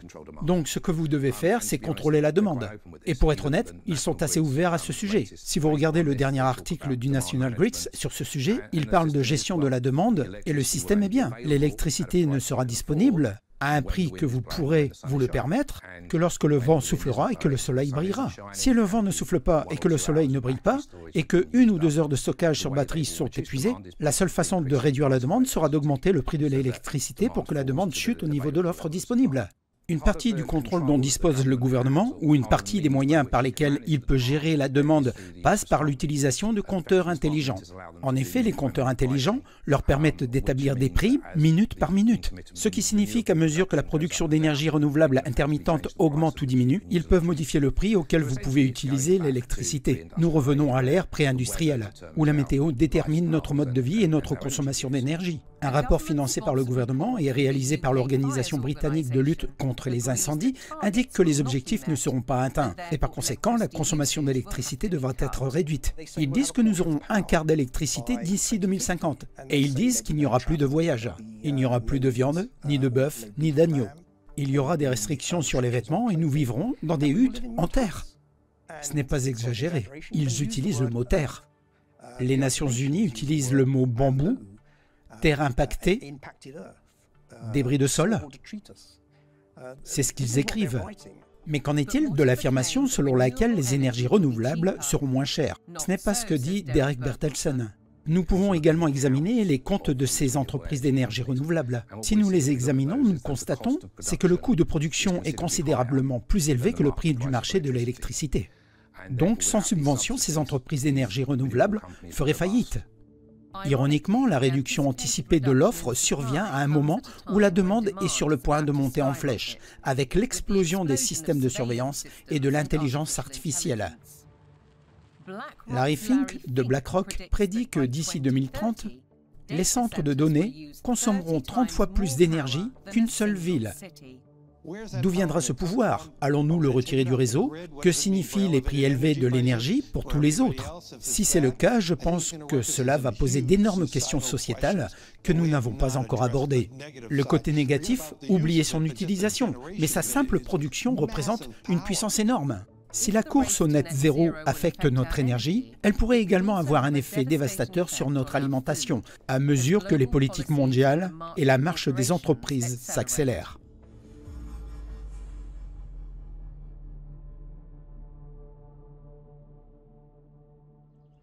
L'agriculture est au cœur de nos vies depuis des générations. Mais pour les défenseurs du changement climatique, c'est soudain devenu une menace. Beaucoup de gens n'ont aucune idée que l'agriculture contribue à environ 33% de toutes les émissions mondiales.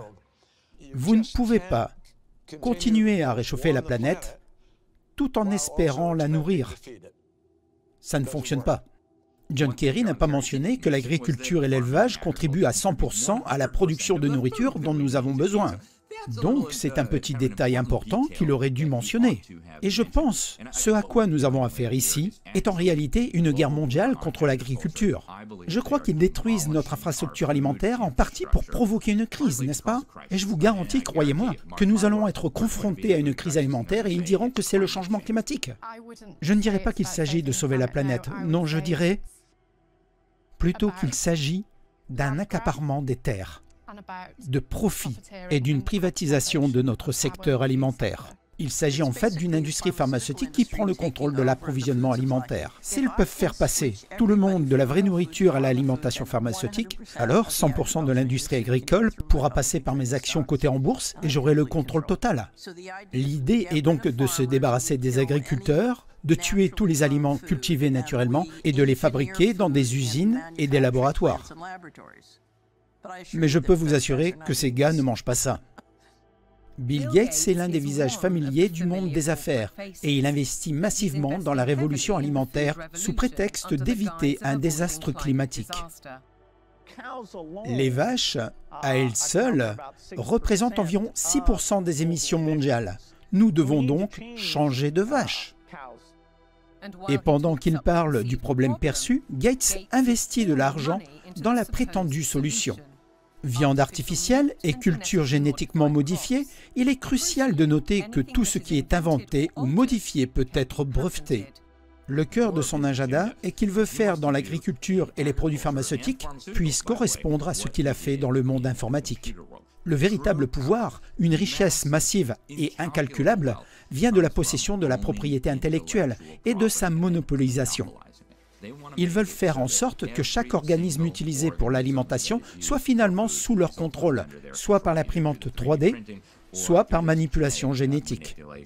Nous nous dirigeons donc maintenant, très rapidement, vers ce système alimentaire totalement centralisé, où une petite poignée d'intérêts corporatifs, en collusion avec un gouvernement totalitaire, domineront l'approvisionnement alimentaire, de sorte qu'il n'y aura plus qu'un gigantesque partenariat public-privé avec le contrôle total de toute la nourriture et de toute l'énergie. Et je crois que l'eau sera la prochaine étape. Alors que les machinations mondiales se poursuivent, des milliers d'agriculteurs craignent pour leur subsistance. Et le premier budget du nouveau gouvernement britannique a multiplié ces craintes. En réduisant les allègements fiscaux sur les successions, ils pénalisent ceux qui voudraient transmettre leur ferme à leurs fils ou à leurs filles. Le syndicat national des agriculteurs a décrit ce budget comme désastreux pour les exploitations familiales, qui priverait la prochaine génération de sa capacité à continuer de produire de la nourriture britannique et obligerait les agriculteurs à vendre leurs terres pour payer les taxes. Pour Callie Seaton, l'inquiétude va bien au-delà de sa ferme familiale à Cheshire. Cela me rend incroyablement triste que l'industrie laitière et de la viande soit si dénigrée. Vous ne trouverez jamais rien d'aussi complet sur le plan nutritionnel que le lait et la viande. Les aliments qui remplaceront le lait, la viande et tous les autres produits que nous produisons dans ce pays seront très pauvres en nutriments. Ils nous priveront de nutriments et les sociétés pharmaceutiques prendront probablement le relais. Tout ça crée un cercle vicieux de profit. Pas de ferme, pas de nourriture, a été créé pour faire campagne contre la politique intenable du net zéro et du changement climatique. Les agriculteurs, dit Kelly, sont victimes d'une situation profondément injuste. Lorsque les voitures sont accusées d'être responsables du changement climatique, cela nous amène à tout remettre en question. Et je pense que c'est là que de nombreux agriculteurs se rendent compte qu'on nous raconte beaucoup de mensonges. Le problème avec le système carbone actuel est que de nombreuses grandes entreprises compensent leurs émissions de carbone. Ainsi, la plupart des producteurs laitiers, en particulier d'autres agriculteurs, doivent désormais enregistrer leur empreinte carbone sur des systèmes qui ne sont pas adaptés à leur objectif. Franchement, ce sont des chiffres farfelus, tirés du ciel. De plus, les grandes entreprises exploitent les données pour compenser leur émission de carbone et ainsi soigner leur image. Encore une fois, en même temps qu'ils nous frappent avec un bâton, ils nous disent que c'est nous qui tuons la planète avec nos vaches. Le méthane émis par le système digestif des vaches fait partie des arguments contre ces produits. Mais Kelly affirme que ce ne sont que des paroles en l'air. L'herbe qu'elle mange produirait la même quantité de méthane qu'elle la mange ou pas. D'accord, ils accélèrent ça. Mais l'autre chose qu'ils nous donnent, c'est ce fumier que nous mettons dans les champs pour les fertiliser et réduire nos dépenses d'achat d'engrais. À 320 km au sud, Edwards exploite 188 acres de campagne dans le Devon. Il ne fait pas partie du mouvement « Pas d'agriculteurs, pas de nourriture », mais il reconnaît que tout le discours sur les vaches et le changement climatique est faux. En tant qu'agriculteurs, nous recyclons le carbone en permanence. On peut donc nous définir comme des recycleurs de carbone. Nous sommes une ferme biologique produisant du bœuf, du mouton et des légumes. Nous utilisons un système assez traditionnel d'agriculture rotative. Nous aurons un champ qui produira une culture de brassicacées pendant une année, une culture non brassicacée pendant une autre année, comme des fèves ou du maïs doux, puis nous ferons une pause pour ce champ. On sème ensuite principalement un mélange d'herbes et de trèfle. Cela permet au sol de se régénérer après le travail que nous avons effectué dessus pendant la culture des légumes. Cela permet également à des plantes comme le trèfle de réintroduire de l'azote dans le sol. Le bétail est donc absolument essentiel au pâturage de ces prairies. Nous le fauchons également afin que le foin, l'ensillage que nous récoltons de ces champs, soit donné au bétail en hiver.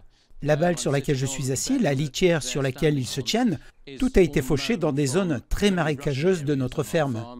Les animaux ont ensuite déféqué dessus, nous compostons tout ça, et tout cela se répand principalement sur les terres où nous cultivons les légumes pour y apporter de la fertilité.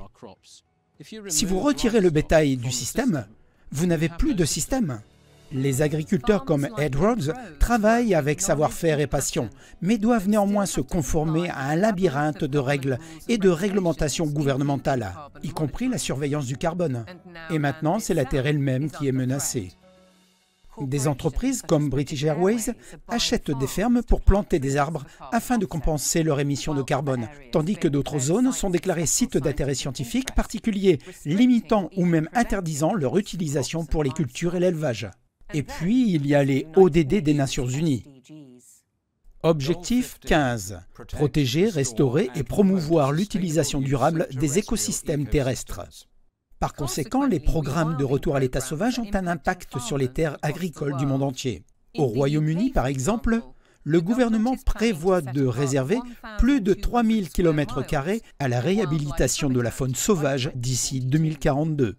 Cela représente une zone presque aussi grande que les Cornouailles. Aux États-Unis, les barrages sont supprimés et les cours d'eau rouverts, perturbant ainsi l'approvisionnement en eau des cultures. L'objectif 13 stipule prendre des mesures urgentes pour lutter contre le changement climatique et ses conséquences. En conséquence, le gouvernement néerlandais prévoit de fermer 3000 exploitations agricoles pour respecter les objectifs d'émissions de l'UE, ce qui suscite de nombreuses protestations. Au Danemark, les agriculteurs risquent de payer 96 € par vache, une taxe sur la viande inédite au monde.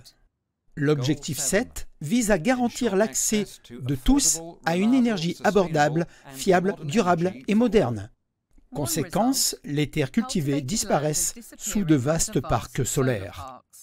Comment cela concorde-t-il avec les objectifs de l'ONU en matière de biodiversité, voire avec les objectifs d'éradiquer la faim? Cette question s'adresse peut-être à Ed Miliband, secrétaire d'État britannique à la sécurité énergétique et à la net zéro émission. Il a ouvert la voie à un immense parc solaire sur des terres agricoles de premier ordre en Angleterre orientale. Une zone suffisamment grande pour accueillir 1745 terrains de football. C'est un crime de soustraire des terres agricoles productives à des panneaux solaires qui ne sont pas recyclables et potentiellement peu productifs à l'avenir et qui ne nourrissent pas la planète. C'est absolument catastrophique. Nous sommes passés de 78% en 1984 à moins de 60% d'autosuffisance. Aujourd'hui, je pense que c'est environ 54%. Un chiffre qui devrait encore baisser cette année. De plus, les agriculteurs britanniques sont payés pour ne pas produire de nourriture dans le cadre du programme comme l'incitation à l'agriculture durable. Kelly Seaton comprend que de nombreux agriculteurs acceptent cet argent pour équilibrer leurs comptes, mais elle lance un avertissement. Si vous voyez la quantité de fermes qui se vendent, le nombre d'exploitations agricoles en difficulté, nous nous dirigeons vers des pénuries alimentaires. Et je pense que nous finirons par consommer davantage d'aliments transformés, peut-être de la viande de laboratoire, et je pense que cela fait partie de leur plan. La pression sur l'agriculture est évidente. Notre approvisionnement en aliments naturels est réellement menacé, comme l'avait prédit le Forum économique mondial. Pire encore, Catherine Austin-Fitts affirme qu'avec une monnaie programmable, on n'aura pas le choix. Personne de sensé ne mangerait jamais ce genre de choses. Mais la réalité est qu'une fois qu'ils ont le contrôle de vos transactions, ils peuvent dicter quel aliment vous pouvez ou ne pouvez pas acheter. S'ils veulent que vous achetiez une pizza faite avec de la farine à base d'insectes, c'est ce que vous aurez.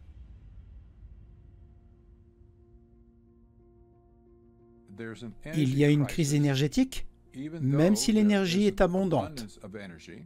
Il y a une crise alimentaire, même si la nourriture est abondante pour nourrir le monde. Il y a une crise d'eau, même si 70% de la surface de la Terre en est recouverte. Il y a une crise de l'air, où le CO2 est déclaré ennemi de l'humanité, même s'il est nécessaire à la vie sur Terre. Il y a une crise des ressources, même si elles sont abondantes pour subvenir aux besoins de tous. Qu'est-ce qui nous prend? Vous savez qui a créé toutes ces crises? Ils l'ont fait. C'est aussi clair que le nez au milieu du visage. Tout ça n'est qu'une imposture. Toutes les choses essentielles à la vie ont été déclarées rares, car elles sont contrôlables. Les architectes de ces projets mondialistes, tous les Kissinger, Rockefeller, Schwab, Cairns, Strong, Kasten, sont présentés comme des grands intellectuels. Mais il n'en est rien. Nous savons, en théorie comme en pratique, que la centralisation ne cause que des souffrances, car elle détruit les mécanismes de correction des erreurs, ce qui conduit à une multiplication des politiques défaillantes. Pourtant, le credo de la domination mondiale se poursuit à un rythme effréné, notamment sur les prétendus accords sur les pandémies de l'OMS. Son but, une seule santé, et en fin de compte, la mise en place de l'agenda 2030 des Nations Unies. des diktats médicaux aux politiques de genre et raciales, en passant par le changement climatique, l'endoctrinement est profond.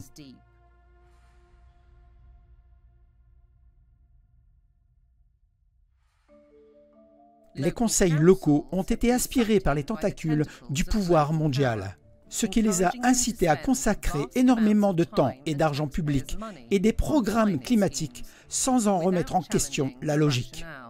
Les conseils locaux ont pris ces mesures parce qu'ils font partie d'un réseau d'organisations écologistes à travers le Royaume-Uni, ou parce qu'ils sont sous le lobbying de celui-ci. Par exemple, UK100, il y a aussi les villes C40 et les conventions mondiales des mers.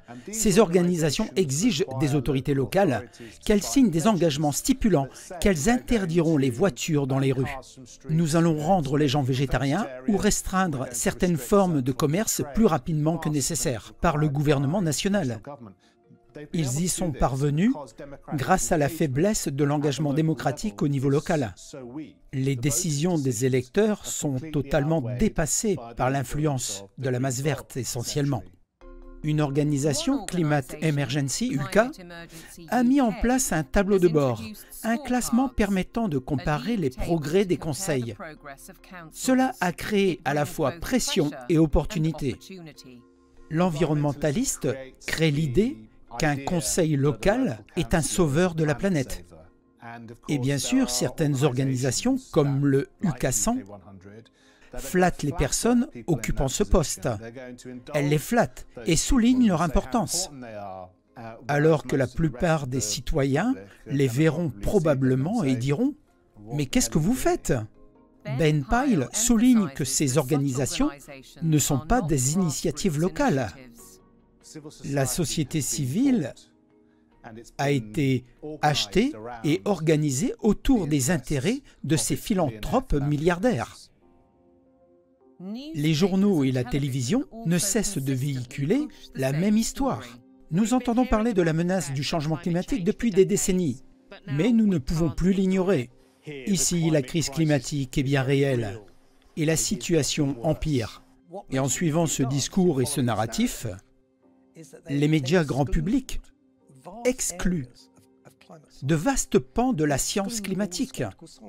La BBC, qui le fait depuis 20 ans, en affirmant qu'il n'existe pas d'autre point de vue que le discours convenu, rend un très mauvais service à la science. Les journalistes et les présentateurs sont formés à la doctrine carbone par des organisations comme le Carbon Literacy Project, qui affirme avoir formé 1000 employés de la BBC. Parallèlement, Sky s'est associé à des psychologues de l'équipe des sciences du comportement pour produire cette initiative. Comment le pouvoir de la télévision peut-il inciter les téléspectateurs à décarboner leur mode de vie? Les recommandations comprenaient privilégier les contenus verts, augmenter le temps d'écran et donner plus de relief aux intrigues et aux scènes. Utiliser des contenus pour enfants afin d'encourager les comportements environnementaux positifs chez les enfants et leurs parents. Alors, dans ces conditions, comment peut-on croire à l'impartialité des reportages? On nous sert plutôt de la propagande, des déclarations que personne ne semble vouloir ou pouvoir remettre en question. Il est indéniable que les activités humaines sont responsables du changement climatique. Je peux prendre les médias actuels et presque n'importe quelle histoire climatique. Je peux écrire, je pense, une contre-analyse très efficace. C'est comme tirer sur des poissons dans un tonneau. C'est une pratique courante dans les médias mal informés et obéissant à un agenda. Cet agenda vise à alarmer les gouvernements et à les inciter à décarboner. Il existe une organisation à but non lucratif appelée Covering Climate Now. Sa mission est de promouvoir le récit. Elle interdit toute diffusion ou tout écrit qui va à l'encontre du discours officiel. Parmi les plus de 500 partenaires médias présents sur le site web de Covering Climate Now figurent Reuters, Bloomberg, ABC, CBS, MSNBC, NBC, Channel 4 News, The Guardian, The Daily Mirror, The Lancet, ainsi que plusieurs universités britanniques. Parmi les bailleurs de fonds de Covering Climate Now figurent le Rockefeller Family Fund, la Rockefeller Family et Associés, et le One Earth Fund. Il est vrai que les médias grand public ne rapportent qu'une seule version des faits et que la plupart d'entre eux sont à la solde des puissants qui tentent de mettre en œuvre ces changements. Je ne remets pas ça en question. Mais il est également vrai que les gens les écoutent de moins en moins et les lisent de moins en moins. Et nous voyons des médias indépendants avec des audiences bien plus importantes que les journaux traditionnels. Et je pense que ce phénomène va s'accélérer maintenant.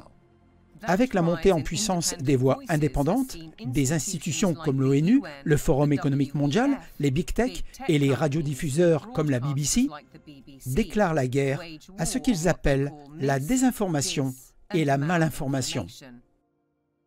Ils n'apprécient pas les opinions qu'ils ne peuvent contrôler. Le combat pour la vérité est lancé. Les médias partisans, les conseils municipaux, obsédés sans oublier les universités, devraient être les premiers et derniers bastions de la recherche objective et du débat ouvert. Mais là aussi, il y a une histoire de pression extérieure. Avec la baisse des financements publics, le déficit a été comblé par d'autres sources, généralement des organisations privées, comme la Fondation Gates et Wellcome Trust. Invariablement, l'argent des organisations privées est associé à des intérêts particuliers. Selon le professeur Mauss, ces intérêts particuliers orientent l'enseignement universitaire vers des objectifs commerciaux et des idéologies, ceci au détriment de la pensée critique et des résultats académiques.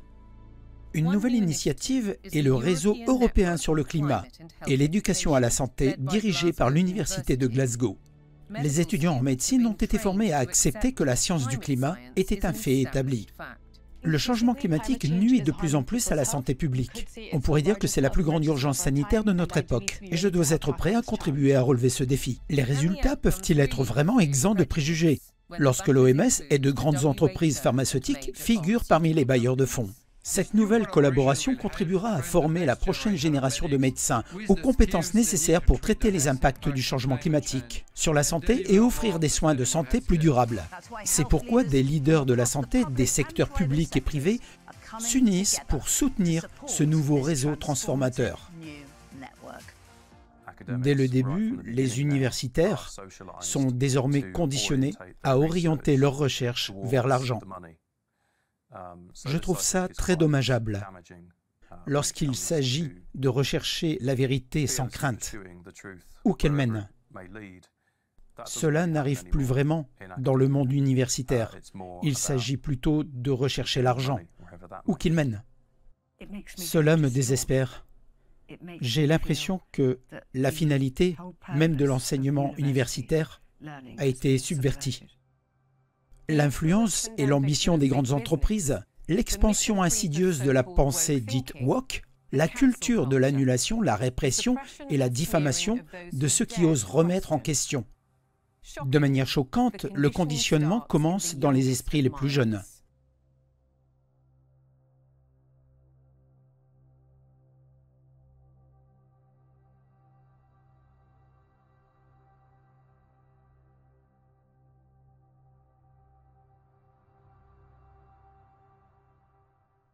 Tous à bord pour les objectifs mondiaux.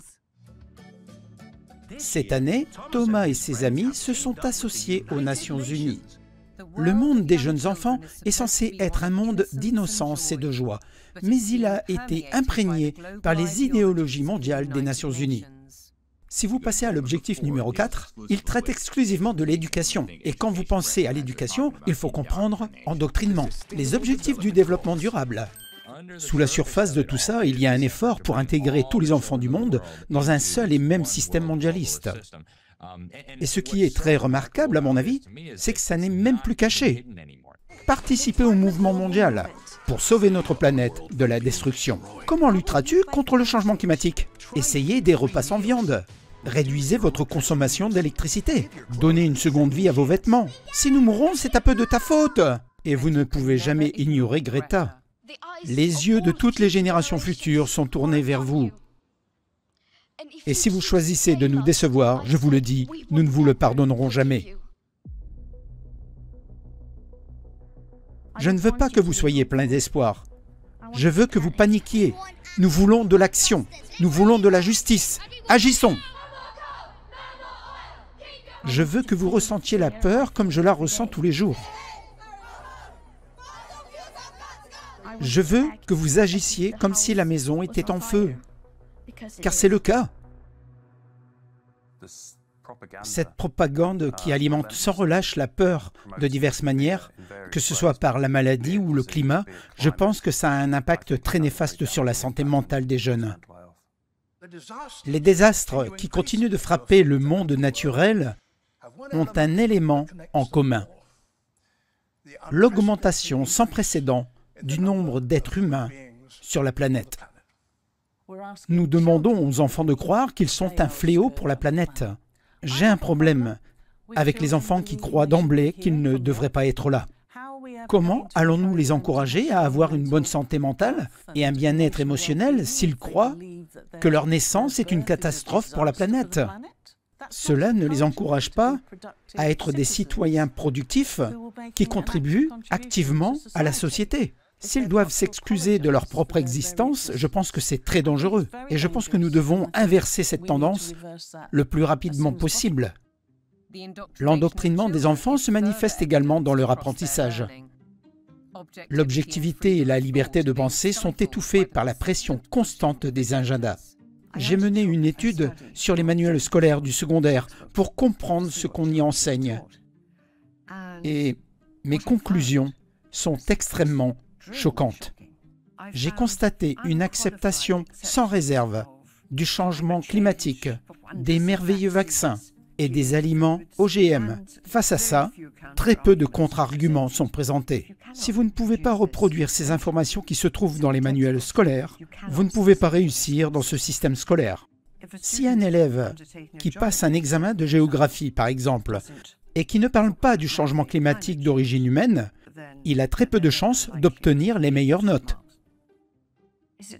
N'est-il pas surprenant que l'expression « pensée critique » n'apparaisse que dans deux matières, l'art et le design, et pas en histoire? Hormis cela, elle est totalement absente du programme national. Si nous avons un programme scolaire simplifié, nous freinons en réalité la capacité cérébrale et le potentiel intellectuel des enfants.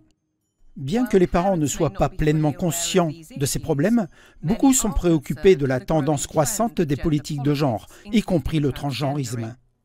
Un ancien directeur d'école raconte que sa municipalité conseillait aux enseignants de ne pas utiliser les mots garçon ou fille, de peur de mal genrer qui que ce soit.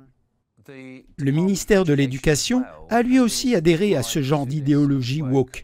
C'est comme si des points bonus étaient attribués à ceux qui adoptent le plus cette idéologie woke. Pourquoi tu te maquilles? Tu mets du rouge à lèvres et des paillettes? Parce que je trouve cela joli. Tu ne trouves pas ça joli? Ce que font les écoles, c'est d'engager des agences tierces pour fournir du matériel dans lequel ces tierces ont certainement un intérêt particulier. Et cela ne me poserait aucun problème si c'était le cas. Je suis là, à l'école, pour demander aux enfants de m'accepter tel que je suis. C'est très bien. Nous devons tous être tolérants et ouverts d'esprit dans une société diversifiée. Mon problème, c'est que ce qu'ils font réellement ressemble de plus en plus à une forme d'évangélisation qui dit « Voici qui je suis, et vous, vous pourriez l'être aussi. » Au fond de moi, j'ai toujours su que j'étais une peluche fille, pas une peluche garçon. J'aimerais m'appeler Tilly, pas Thomas. Le langage est porteur de tant de significations et de messages. Et si les écoles encouragent la transition sociale, ce n'est pas un acte neutre, c'est un acte qui a un impact considérable. Le docteur Fraser est également très critique à l'égard des recommandations de l'OMS, suggérant que les enfants de 4 ans devraient être informés de la stimulation sexuelle. C'est nocif. Ils n'ont pas besoin de le savoir. Et d'ailleurs, pour les enfants qui sont peut-être victimes d'abus sexuels de la part d'adultes, comment pourront-ils faire la différence entre ce qui se passe à la maison si on les encourage à explorer cette part d'eux-mêmes dans le cadre du programme scolaire. Que faire d'organisations comme les Nations Unies ou l'OMS si nous recevons leurs directives sur l'éducation appropriée pour nos enfants? Comment dire « non, nous ne le ferons pas, nous voulons un changement ». Les enseignants sont envoyés en formation pour adhérer au dogme de la diversité et beaucoup y adhèrent. Mais Fairclough affirme que ceux qui ne se taisent pas par crainte des représailles manquent à leur devoir. C'est un manquement à leur devoir légal, ainsi qu'à leur devoir moral, qui est de protéger les enfants contre tout préjudice. Je peux certainement dire que je me sens profondément déçu par la profession enseignante, car je n'entends personne s'exprimer au nom des enfants. Une éducation dictatoriale et mondialisée, un abrutissement en classe, la fluidité des genres, impact de la technologie. Nos enfants sont-ils préparés à une vie dans une prison numérique? Aujourd'hui, personne n'a la moindre idée de ce qu'il faut enseigner aux jeunes et de ce qui sera encore pertinent dans 20 ans. À mesure que les ordinateurs deviennent de plus en plus performants dans un nombre croissant de domaines, il est fort probable qu'ils nous surpassent dans la plupart des tâches et rendent les humains superflus. Et puis la grande question politique et économique du XXIe siècle sera « à quoi servent les êtres humains ?» Ou du moins, pourquoi avons-nous besoin d'autant d'êtres humains? Avez-vous une réponse dans le livre? Pour l'instant, la meilleure hypothèse est de les satisfaire avec des drogues et des jeux vidéo. Mais cet avenir ne semble pas très prometteur. Une prévision effrayante qui fait écho au livre « Le meilleur des mondes ». Un nouveau monde où les oligarques fournissaient effectivement drogue et divertissement pour que les gens apprennent à aimer leur esclavage. Pourtant, des nuages plus sombres se profilent à l'horizon. Le spectre du transhumanisme. En un sens, c'est la dernière pièce du puzzle.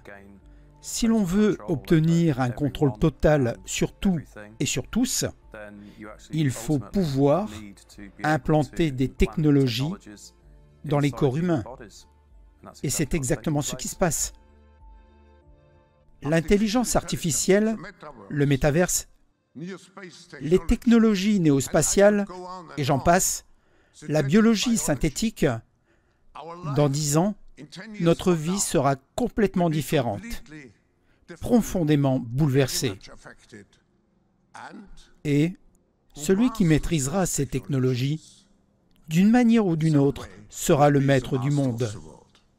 Ces technocrates modernes semblent attachés à la science et à la technologie au détriment de notre esprit et de notre ingéniosité humaine. Ils aspirent à un monde axé sur les données, robotisé et prévisible à tout égard, sans aucune place pour la créativité ni pour les choix individuels. Mais si l'objectif est et a toujours été la réduction de la population, peut-être sont-ils sur la bonne voie. Nous avons trop peur d'avoir des enfants, car nous avons le sentiment de nous diriger vers l'effondrement de la civilisation. Les moins de 35 ans sont plus susceptibles d'invoquer le changement climatique comme raison pour ne pas avoir d'enfants. J'ai décidé de ne pas avoir d'enfants pour contribuer à la lutte contre le changement climatique. Si je pense que l'avenir n'a aucune valeur, je n'aurai pas d'enfants. Si je pense qu'il y a de la valeur, j'en aurai. Je pense que ces idées se sont répandues comme des virus nuisibles et que beaucoup d'investissements ont été réalisés pour promouvoir ces idées extrêmement pessimistes. Au sommet de toutes ces idées très mauvaises se trouve une idée majeure que l'on peut appeler l'anti-humanisme. Le transhumanisme, le phénomène trans, le net zéro, les confinements, la réduction de la population, toutes ces idées sont en fait les vilains enfants de l'anti-humanisme. Il y a, selon moi, essentiellement deux idées concurrentes dans le monde actuel. L'une est que les humains sont la meilleure caractéristique de l'univers observable. Les seules créatures capables de pensée créative et de générosité, et d'expliquer le fonctionnement de la réalité, que les humains devraient être vénérés et chéris, que nous devrions planifier leur épanouissement, que nous devrions planifier l'épanouissement du plus grand nombre, que l'action humaine doit être respectée, que les libertés civiles doivent être respectées et que l'imposition de politiques universelles imposées d'en haut à l'humanité est totalement incompatible avec ce genre de vision du monde. Face à eux se dressent ceux qui considèrent les humains comme des déchets à la surface d'un petit point bleu. Ceux qui considèrent l'humanité comme une sorte de fléau, ceux qui croient que la Terre a besoin de droits pour la protéger de ces horribles humains. Et je pense que c'est un reflet profondément triste de l'état de nos sociétés, que tant de personnes vivent dans ce dernier camp. Mais je n'en fais certainement pas partie.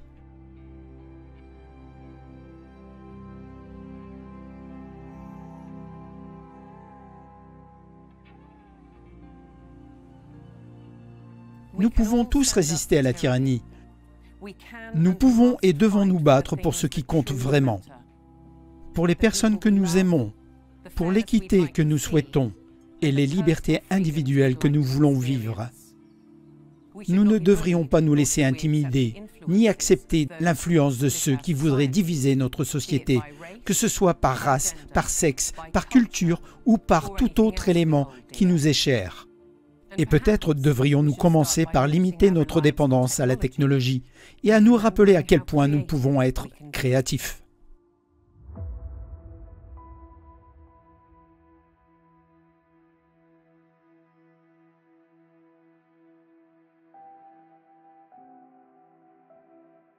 Une fois que vous l'avez vu, vous ne pouvez plus l'ignorer. On ne peut plus revenir en arrière. Cela signifie qu'au fil du temps, de plus en plus de personnes commencent à s'en rendre compte maintenant.